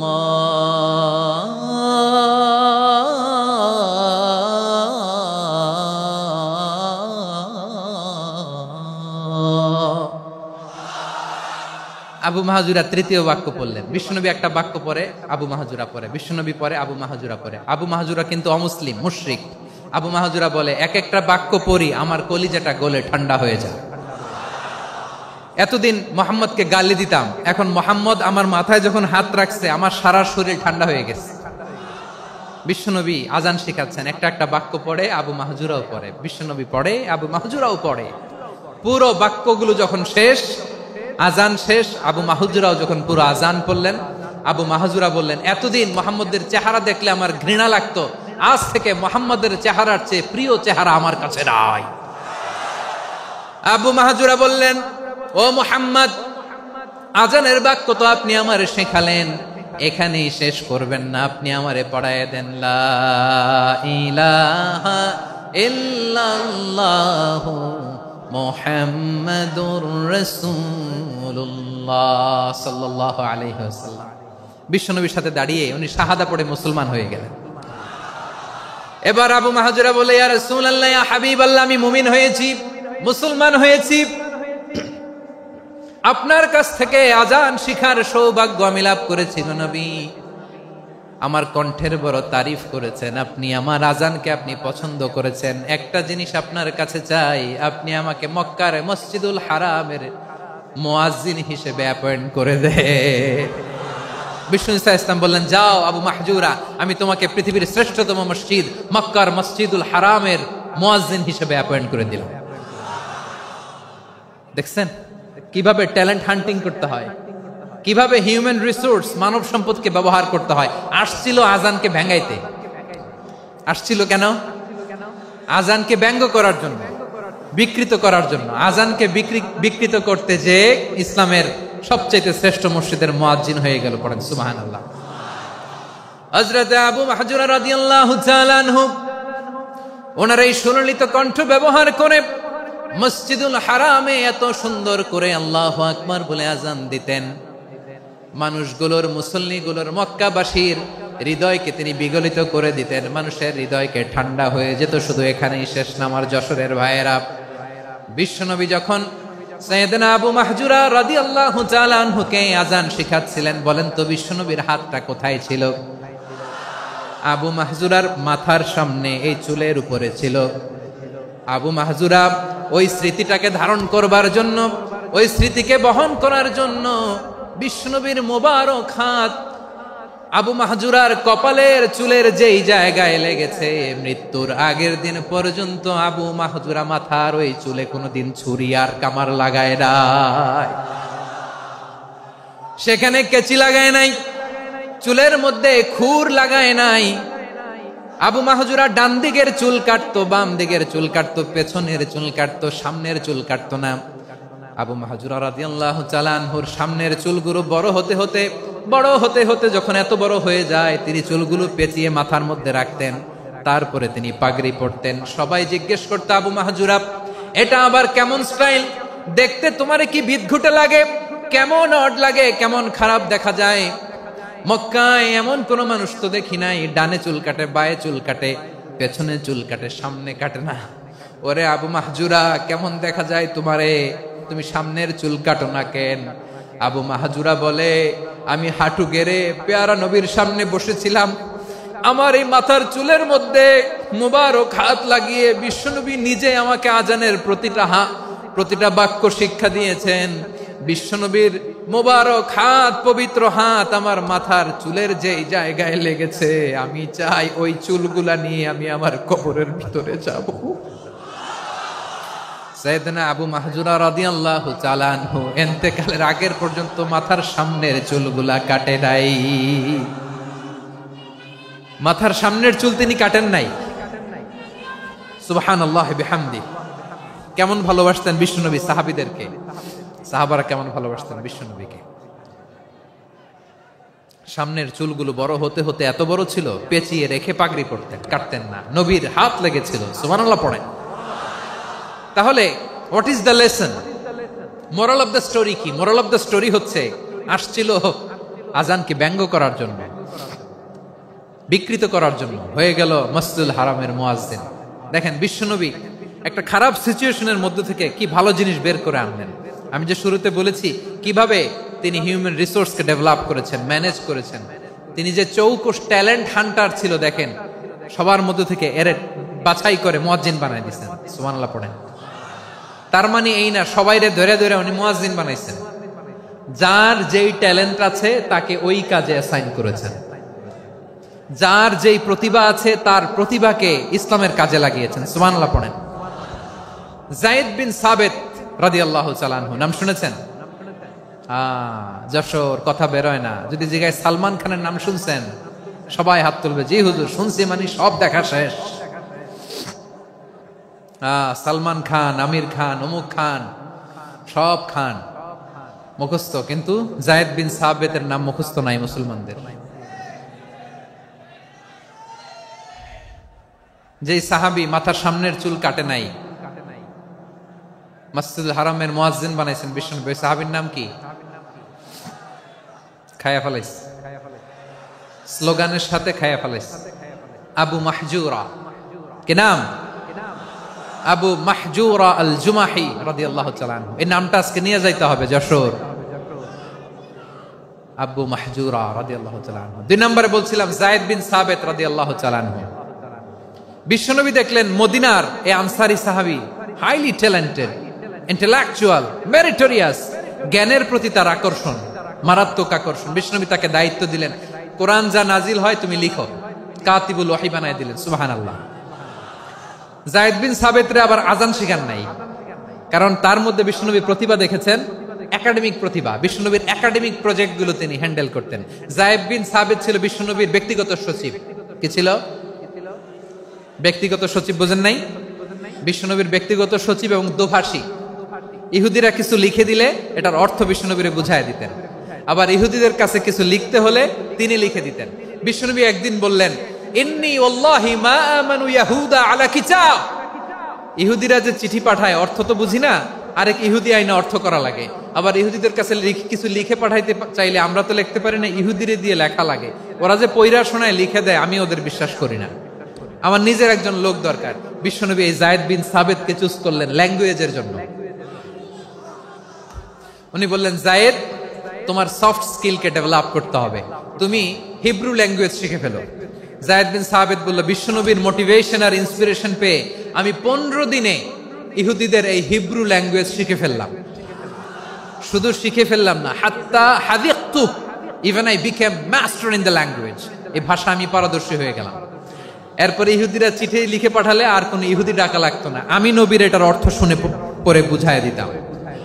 আবার ইহুদিদের কাছে চিঠি লেখা লাগলে আমি যায়েদ বিন সাবেত চিঠি লিখে দিতাম। সুবহানাল্লাহ। দেখেন, এত সাহাবীর মধ্য থেকে বিশ্বনবীর একাডেমিক প্রজেক্ট, ব্যক্তিগত সচিব, দোভাষী হিসেবে তিনি যায়েদ বিন সাবেতের মতো তরুণকে নির্বাচিত করেছেন। কেমন ট্যালেন্ট হান্টার ছিল আমার নবী! সুবহানাল্লাহ পড়বেন না? বিশ্বনবীর ইন্তেকালের পরে সাইয়েদনা আবু বকর রাদিয়াল্লাহু তাআলা আনহু যখন খলিফা হয়ে আসলেন, কোরআনকে সংকলনের দায়িত্ব দেয়া লাগবে, কোন সাহাবীকে দিবেন? সব সাহাবারা মিলে পরামর্শ করলেন।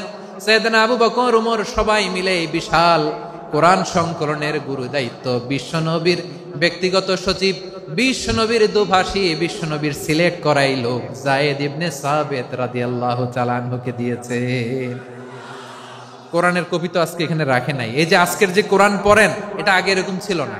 কোরআন নাজিল হলে সাহাবারা চামড়ার, ওটের চামড়ায় লিখে ফেলতো, ওটের চ্যাপ্টা হাড্ডির মধ্যে লিখে ফেলতো, গাছের গুড়ির মধ্যে লিখে ফেলতো। বিভিন্ন জনের কাছে ছড়ানো ছিটানো ছিল। আবু বকর রাদিয়াল্লাহু তাআলা আনহু একসাথে করলেন, পরবর্তীতে উসমান রাদিয়াল্লাহু তাআলা আনহু একসাথে করলেন। 114 সূরার এখন এই মুসহাফ, এই কম্পাইলেশন, এই কপি আমরা পেয়েছি, যার হিউজ কন্ট্রিবিউশন ছিল।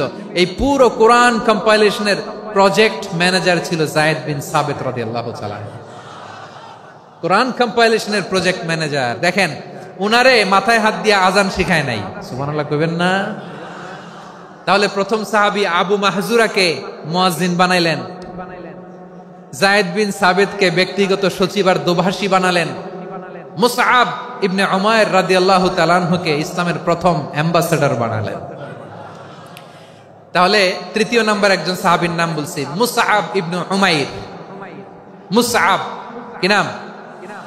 নামটা কেমন লাগে? এই কয়েকজনের ভাল লাগে, বাকিদের ভাল লাগে না? ভাল লাগে? এই এই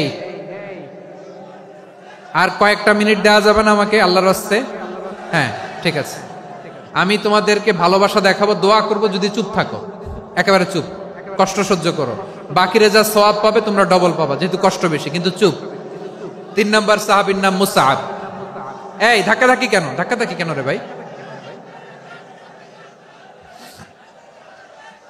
না না না, এরকম হইলে আসবো না যশোর, আমি আর আসবো না।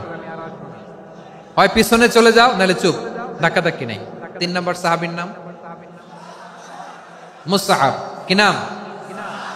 হি was the first ambassador in ইসলাম।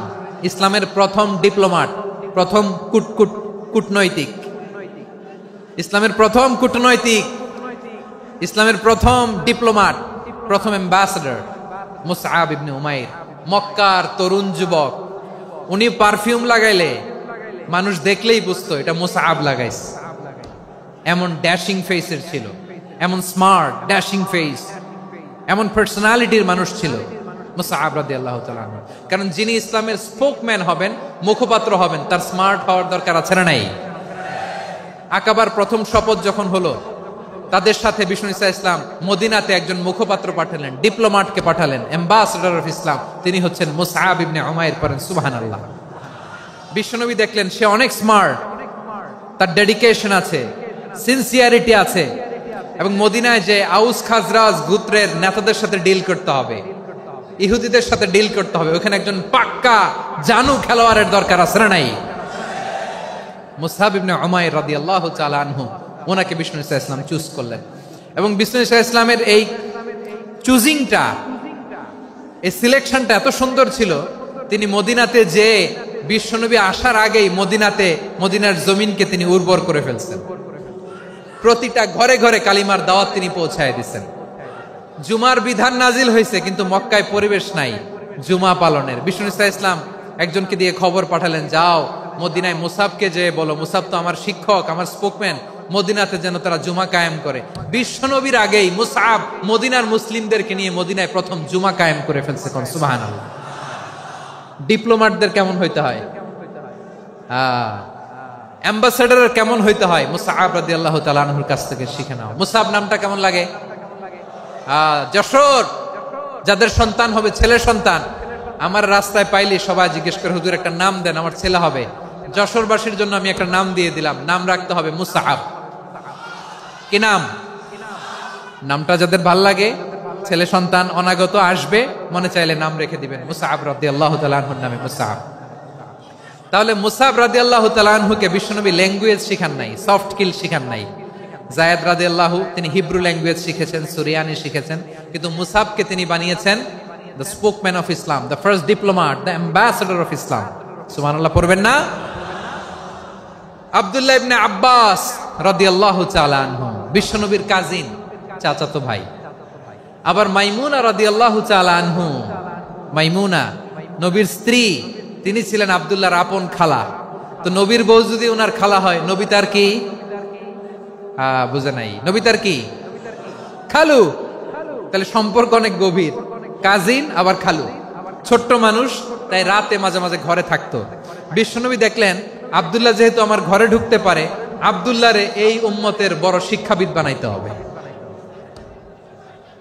কথা বোঝে নাই? আব্দুল্লাহকে কি বানাইতে হবে? শিক্ষাবিদ, এডুকেটর অফ দিস উম্মা, এই উম্মার শিক্ষাবিদ বানাইতে হবে। তাই আব্দুল্লাহ ইবনে আব্বাসকে বিশ্বনবী হাতে কলমে শিক্ষা দিয়েছেন। আহারে, আর এরপরে যে কি ভাষা আসবে তোমাদের জন্য আমার মুখ থেকে আমি নিজেও জানি না। 1 ঘন্টা যাবত ধাক্কা ধাক্কি মারামারি। তো আসতে বলছে কে তোমাকে? পেছনে চলে যাও, জায়গা না পেলে। পুরো প্রোগ্রামটাই নষ্ট করে দিল।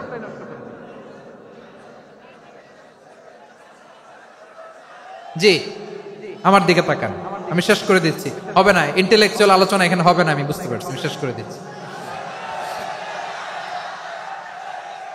আব্দুল্লাহ ইবনে আব্বাস রাদিয়াল্লাহু তাআলা আনহু, মনোযোগ দিয়ে কয়েকটা মিনিট শুনুন, আমি এখনই শেষ করে দিচ্ছি, এরপর আওয়াজ করবে। এই যে এগুলো কি আমি বুঝলাম না।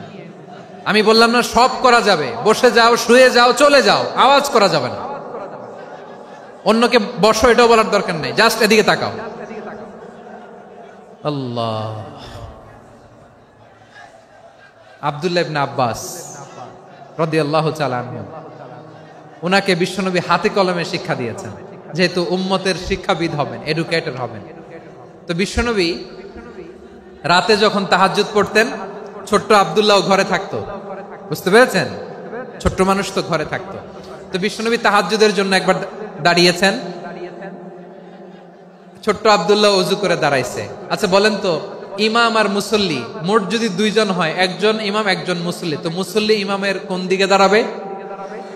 ডানে দাঁড়াবে। ছোট্ট আব্দুল্লাহ বুঝে নাই, বিশ্বনবী তাহাজ্জুদ শুরু করেছেন, উনি ইক্তেদা করছেন আর দাঁড়াইছেন বায়ে।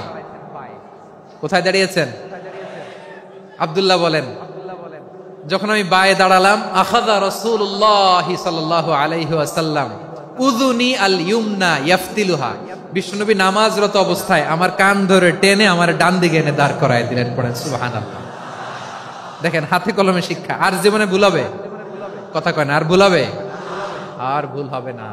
এভাবে বিশ্বনবীর অনেক সঙ্গ পেয়েছেন, সফর করেছেন, একই বাহনে বসেছেন, এক বাহনে বসে লম্বা নসিহত করেছেন, বলেছেন, ইয়া গোলাম ইহফাজিল্লাহ ইয়াহফাজকা, ইহফাজিল্লাহ তাজিদহু তুজাহাক, ইযা সাআলতা ফাসআলিল্লাহ ওয়া ইযা ইসতাআনতা ফাসতাইন বিল্লাহ। আল্লাহর বিধান মানো, আল্লাহর বিধান রক্ষা করো, আল্লাহ তোমায় রক্ষা করবে। আব্দুল্লাহ, চাইতে হলে আল্লাহর কাছে চাও, সাহায্য চাইতে হলে আল্লাহর কাছে সাহায্য চাও। মনে রাখো, গোটা বিশ্বের সবাই যদি তোমার সাহায্য করতে চায়, ততটুকুই করতে পারবে যতটুকু আল্লাহ তোমার নসিবে রেখেছে।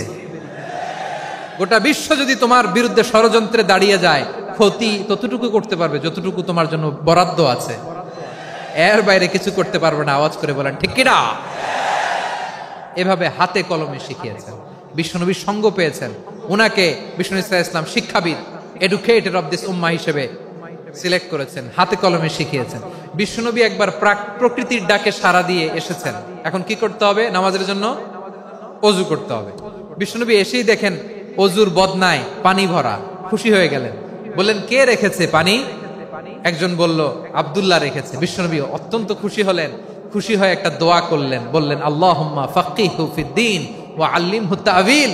আল্লাহ তুমি আব্দুল্লাহকে দ্বীনের বুঝ দিও আর কোরআনের তাফসীর শিক্ষা দিও।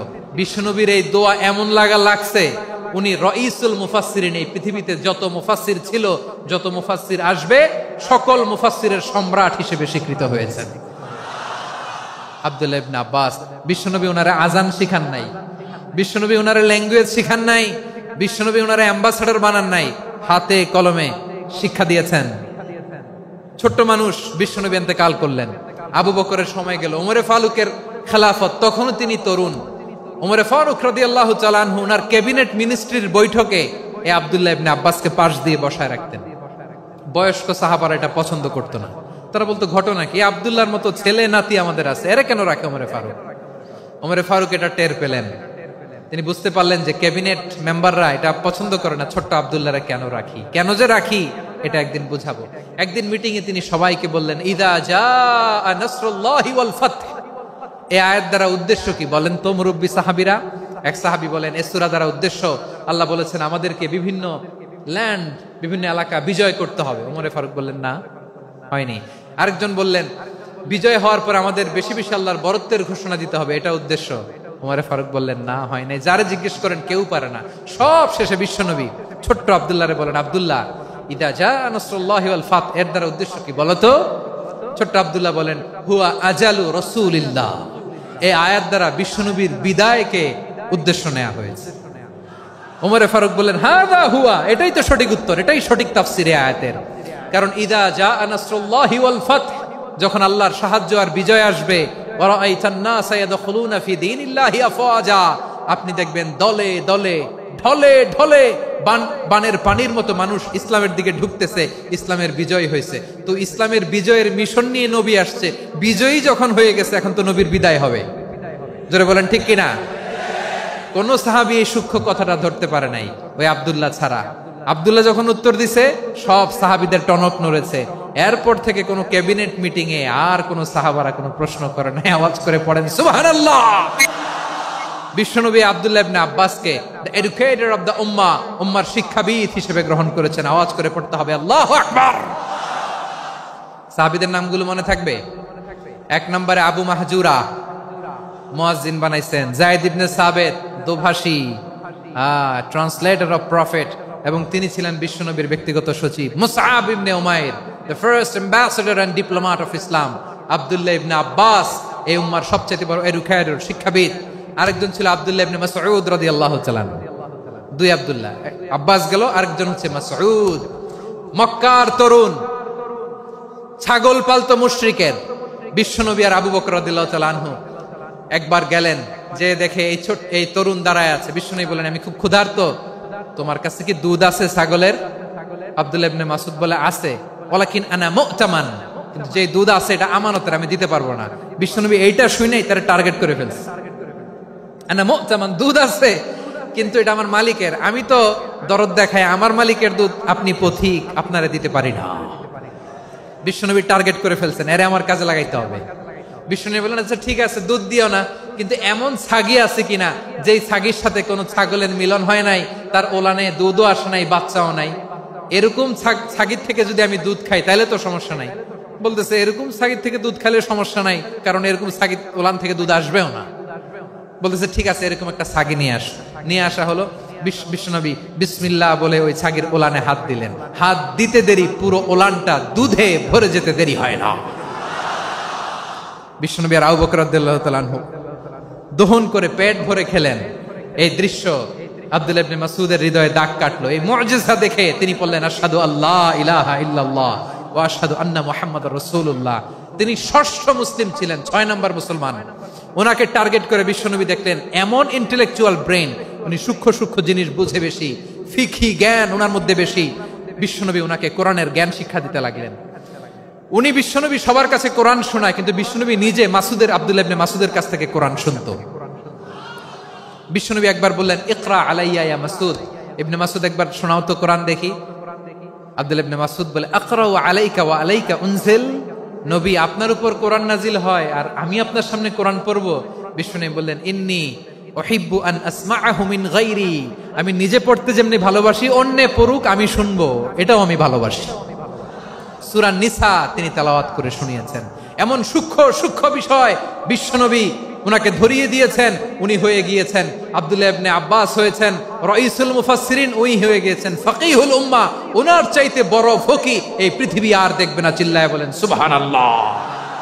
উনি বলতেন, ওয়াল্লাহি ওয়াল্লাহি ইল্লাযী লা ইলাহা গায়রু মা উনজিলাত সূরাতুন ইল্লা ওয়া আনা আ'লামু আইনা উনজিলাত ওয়া ফীমা উনজিলাত। বিশ্বনবী এমন ভাবে কোরআনের দার্স আমাকে দিয়েছেন, কোরআনে যত সূরা নাজিল হয়েছে, যেখানে নাজিল হোক না কেন আমি জানি এটা কোথায় নাজিল হয়েছে এবং কোন প্রেক্ষাপটে নাজিল হয়েছে। এমন একটা সূরা নাই যে সূরার কোথায় নাজিল হয়েছে আমি মাসুদের জানা নাই, কোন প্রেক্ষাপটে নাজিল হয়েছে আমার জানা নাই। এরকম ঘটবে না। চিল্লায় বলেন আল্লাহু আকবার। এই আব্দুল্লাহ ইবনে মাসউদ রাদিয়াল্লাহু তাআলা আনহু ওমর ফারুকের সময় কুফার চিফ জাস্টিস ছিলেন। কুফা নগরীর চিফ জাস্টিস বুঝেন নাই? বিচারপতি। কি ছিলেন? সবাই বলে নাই কি ছিলেন? বিচারপতি ছিলেন। এবং ওনার যে ফিকহি জ্ঞানের ধারা, এটাই আলকামা, ইব্রাহিম আন-নাখাই, হাম্মাদ ইবনে সুলাইমান হয়ে ইমাম আবু হানিফা পর্যন্ত পৌঁছেছে। এবং ওনার ফিকহি জ্ঞানের ধারাই হানাফি মাযহাবে অ্যাকসেপ্ট হয়েছে। আজও এগুলো হানাফি মাযহাবে চর্চিত হয়। হানাফি মাযহাবের সব ফিক আব্দুল্লাহ ইবনে মাসউদের ফিকহি জ্ঞানের ধারা থেকে নেওয়া হয়েছে। চিল্লায় পড়েন সুবহানাল্লাহ। তাহলে উনাকে বিশ্বনবী বানিয়েছেন জুরিস্ট, আইনবিদ, ফাকিহ। উনারে আজান শিখান নাই। হিউম্যান রিসোর্স ডেভেলপমেন্ট কিভাবে করবেন, মানব সম্পদের উন্নয়ন কিভাবে করতে হয়, কিভাবে যার যেখানে প্রতিভা কাজে লাগাতে হয় উনি দেখিয়েছেন। সুবহানাল্লাহ পড়বেন না? খালিদ বিন ওয়ালিদ নাম শুনছেন? কে কে শোনেন নাই হাত তোলেন। কি ছিলেন? বীর যোদ্ধা ছিলেন খালিদ বিন ওয়ালিদ। কিন্তু তিনি ইসলাম ধর্ম গ্রহণ করেছেন অনেক দেরিতে, 8ম হিজরিতে। তার মানে 8ম হিজরির আগে উনি মুশরিকদের পক্ষে লড়াই করেছেন। ওনার হাতে কত মুসলিম সাহাবী যে নিহত হয়েছে হিসাব নাই। বিশ্বনবী টার্গেট করে রাখছে, তুমি আমাদের মুসলিমদের এত ক্ষতি করলা, তুমি যখন মুসলমান হবা তোমারে দিয়ে আমি এমন কাম করামু যে এটা আর কেউ করতে পারবে না। সুবহানাল্লাহ নাই? যশোর ক্লান্ত হয়ে গেছে।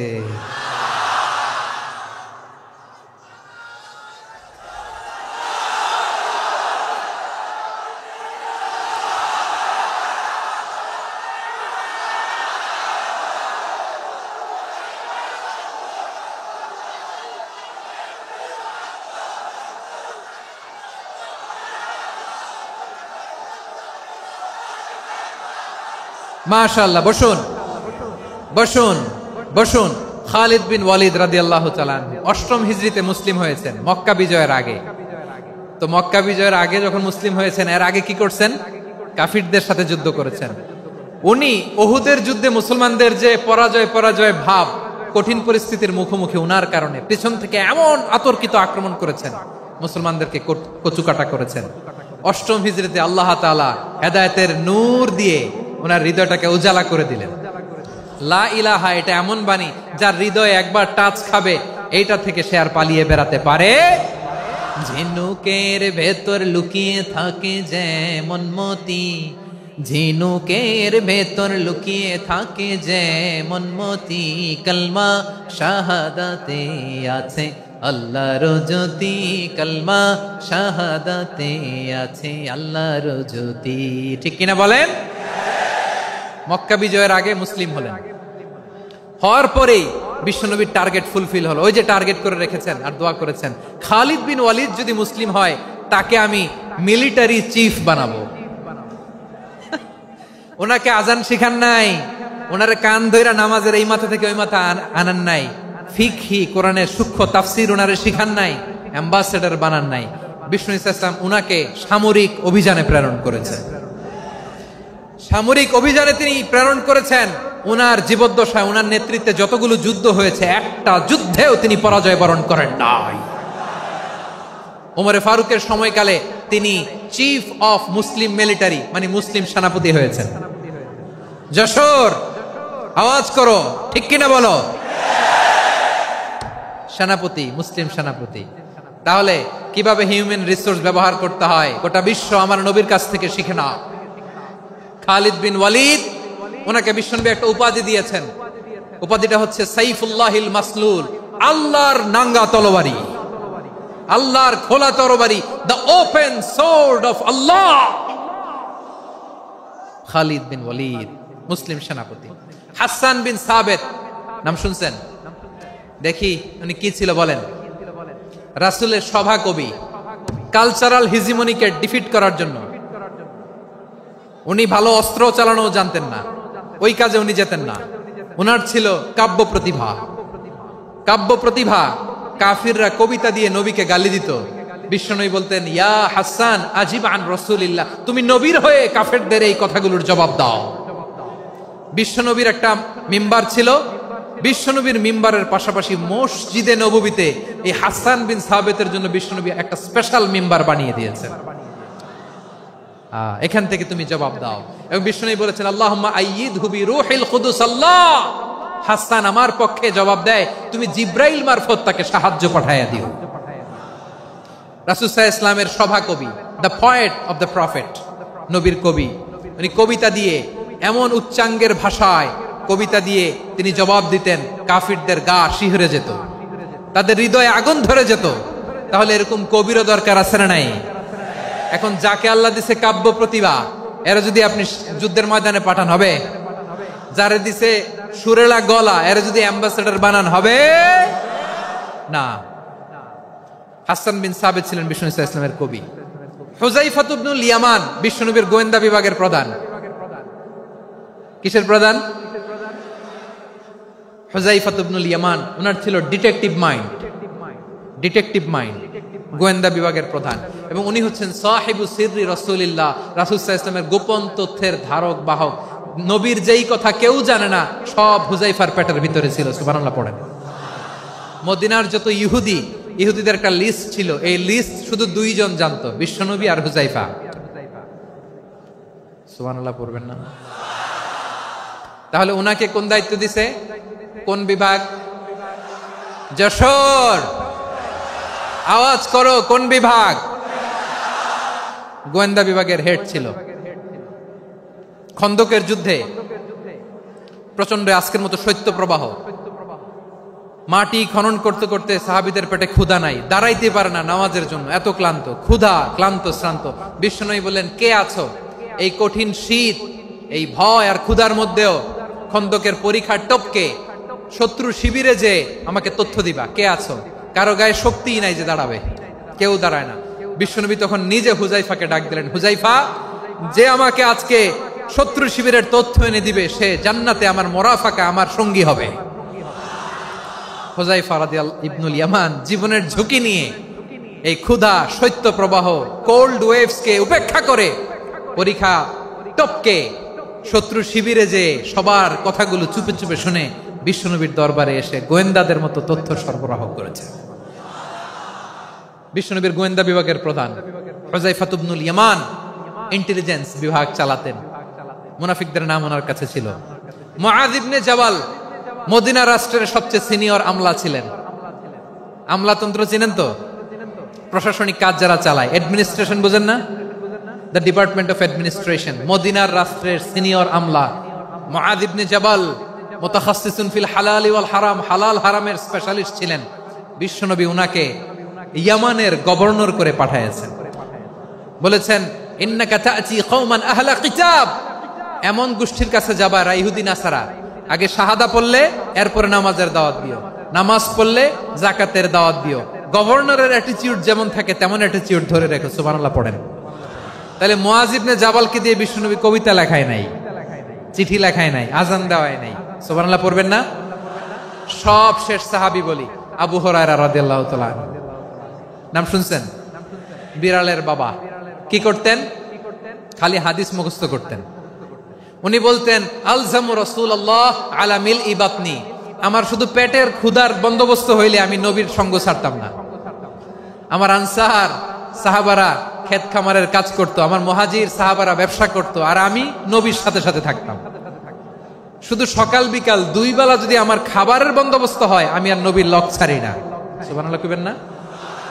5374টা হাদিস তিনি বর্ণনা করেছেন। সবচেয়ে বেশি হাদিস বর্ণনাকারী সাহাবী। হাদিস প্রিজার্ভেশনের কাজে বিশ্বনবী ওনাকে কাজে লাগিয়েছেন। উনি একদিন বলেন, ইয়া রাসূলুল্লাহ আসমাউ মিনকা কাসীরান ফালা আহফাজু, নবী অনেক কথা শুনি আমার মনে থাকে না। বিষ্ণু বললেন তাই? উবসুত রিদাক, তোমার চাদরটা বিছাও। আবু হুরায়রা বিছালেন, বিশ্বনবী হাত বুলায় দিলেন, এরপরে অনেক হাদিস বর্ণনা করলেন। আবু হুরায়রা বলে, তারপর থেকে বিশ্বনবী যাই বর্ণনা করে আমি শুনি আর একটাও ভুলি না। এখন সুবহানাল্লাহ। বিশ্বনবী ওনাকে হাদিস প্রিজার্ভেশন, নবীর এই যে লক্ষ্য হাদিস প্রিজার্ভেশনের এই দায়িত্ব দিয়েছেন সাইয়েদনা আবু হুরায়রা রাদিয়াল্লাহু তাআলা আনহুকে। প্রিয় ভাইরা, তাহলে 10 জন সাহাবীর কথা যে বললাম,